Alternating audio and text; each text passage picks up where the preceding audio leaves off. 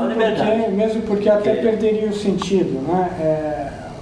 Fazer uma campanha corporativa é muito diferente do que uma campanha cidadã, né? Enquanto você tem assim um alcance de pessoas para uma causa, é muito diferente do que a própria causa falar em nome de si mesmo, né?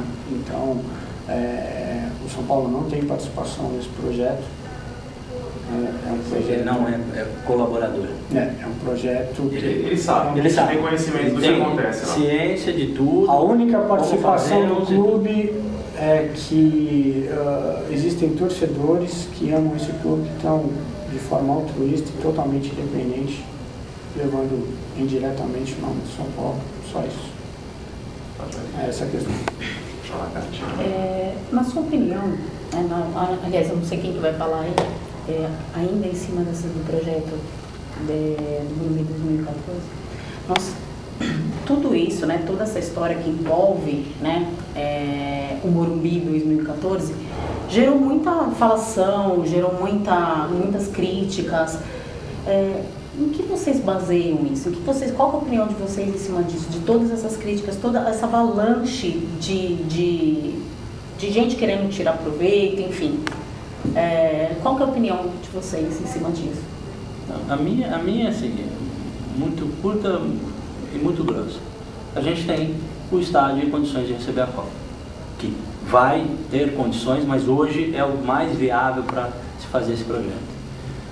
Torcedores de outros clubes que não entendem isso, eles têm um outro sentimento pelo futebol do que nós entendemos, tá? Então, se isso fosse vislumbrado pelo Palmeiras, o Palmeiras tivesse um estádio melhor que o Morumbi e lá fosse vislumbrado a possibilidade de receber a Copa, teria o meu apoio, por conta do futebol e da história do futebol paulista, né? Eu jamais iria contra algo que engrandeceu o esporte, engrandeceu a nossa história, porque dar um tiro no pé, né? Então é ser muito torcedor demais e admirador de menos do esporte, né? Graças a Deus, como a gente falou, nós conhecemos e tem no nosso grupo profissionais, torcedores de outros clubes, blogueiros, torcedores que têm ação pela internet de outros clubes, que têm esse entendimento. Inclusive, são pessoas que eu pude conhecer até pessoalmente. Tem até um rapaz, que eu não vou me recordar o nome dele, que escreveu um texto, um corintiano, que escreveu um texto sobre o Morumbi, que eu não vi nenhum São Paulino defender da mesma forma. E eu convidei ele para escrever, para pegar esse texto e a gente vai colocar esse texto no portal. Então, é uma visão, tem torcedores e torcedores, né?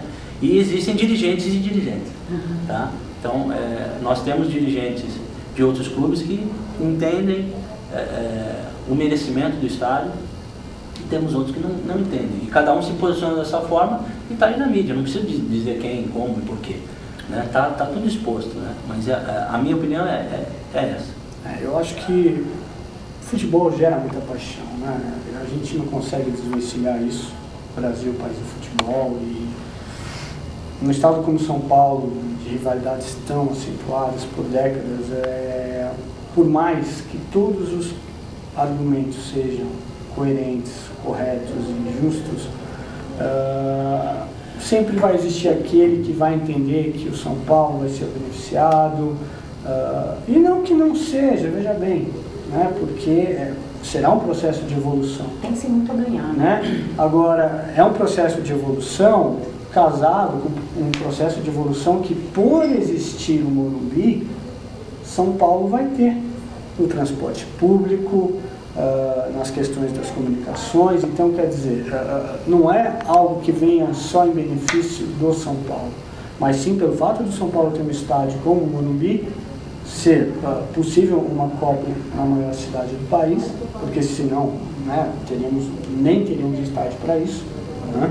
E o tempo a gente já sabe que é exímio, e a gente sabe que também o que envolve construção a toque de caixa, superfaturamentos, etc. Nem vamos entrar nessas questões, o PAN está aí para provar. Então, às vezes é difícil por isso, porque a rivalidade ainda fala mais alto no sentimento de alguns, mas que friamente a pessoa sabe que se existe um estádio para receber uma Copa do Mundo em São Paulo, esse estádio é o Morumbi. E é por isso que a gente está nesse trabalho de conscientização também, para angariar os mais teimosos. E a gente só faria isso também se tivesse a certeza de que existem torcedores de outros clubes com o mesmo pensamento que o nosso. Claro. Então foi aí a gente iniciou essa busca por pessoas que têm esse sentimento e chegamos à conclusão, pô, vale a pena sim, porque o estádio pertence ao São Paulo Futebol Clube, sim, mas é o estádio da história do torcedor paulista. Isso ninguém consegue tirar. Então, claro que alguns até tiram proveito disso, falam, é o salão de festa, é o nosso também. Nós aqui conquistamos muito mais títulos do que todos os outros clubes, não só aqui como no Pacaembu. São Paulo tem um número de títulos conquistados nos 2 principais estados da cidade maior que os outros clubes. E é o caçula da cidade. Não tem muito como. O pessoal não então, comparar, mas não tem como comparar. Então, o argumento deles, né, cai por terra porque eles usam e até fazem isso de uma maneira sem uma certa cultura, informação. Você percebe que quem usa esse tipo de argumento é uma pessoa que não entende muito de futebol, não conhece a história, não só do seu próprio clube, mas do futebol em todo. Porque você precisa, para debater com um torcedor do Corinthians, da Portuguesa, você precisa saber da história do clube. Não adianta você só saber do seu clube. Se você não tem informação a respeito de quem você vai debater, né, fica inválido todos os seus argumentos. Então é exatamente a partir do momento que a gente sentiu que daria para ter a parceria dos outros torcedores que a gente deu start disso tudo aí. E vira um torcedor fanático e puro, né? Você foca só na... Não, mas existem fanáticos conscientes. O legal é isso, existem fanáticos conscientes. O fanatismo, né, ele às vezes atrapalha, né? Mais do que... que veja bem, querida, hoje o que acontece também, com o advento da internet e essa velocidade da informação, então hoje nós temos milhões de jovens conectados debatendo futebol, por exemplo. Internet não é tão usual para isso, para quem tem de 30 anos para cima, por exemplo. Nós somos Jurássicos. Eu sou do tempo do RQ, então, pois Mirk.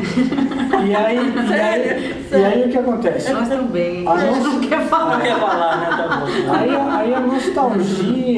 Aí a nostalgia e esse conhecimento que nós temos do que foi a história do Morumbi, por exemplo, e isso vale para os rivais. Então, vamos dar um exemplo mais uma vez de um corintiano, por exemplo. Só o cara que estava aqui em 77, junto com 146 mil, sabe o que é o gigantismo do Morumbi e a importância desse estádio em São Paulo. Saber se esse cara vai colocar essa emoção em prol de uma campanha como essa que é o desafio. Nós nos propomos a isso. Encontramos pessoas criamos o canal para isso. Por quê? Os mais jovens precisam conhecer isso.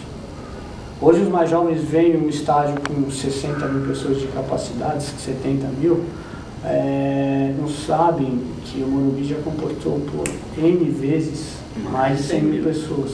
Só o São Paulo foram 12 vezes com 100 mil pessoas no Morumbi, ou em clássicos, ou em jogos sozinhos, enfim. A primeira Libertadores que nós vencemos, a catraca num determinado momento parou, teve uma invasão de milhares de pessoas, deu um poderoso, se não me engano, de 115 mil, mas tinha muito mais gente. Tanto que a invasão do gramado pós-título foi muito maior do que aconteceu em 77, ficou 1 metro quadrado. E o Galvão Bueno, na época CNT, emocionado, vocês podem procurar no YouTube, Galvão Bueno chorando. Pela OM. Isso aí, digita lá.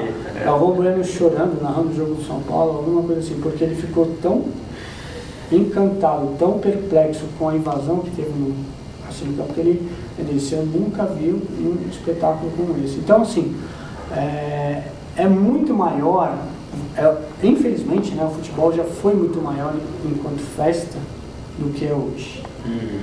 Guerreiros da Paz, que a gente vai falar assim daqui a pouquinho, surgiu até para tentar trazer isso de volta num certo momento, porque a gente não se conforma de São Paulo ter a sua festa cerceada, ser um espetáculo que é quase um teatro que você não pode quase espirrar.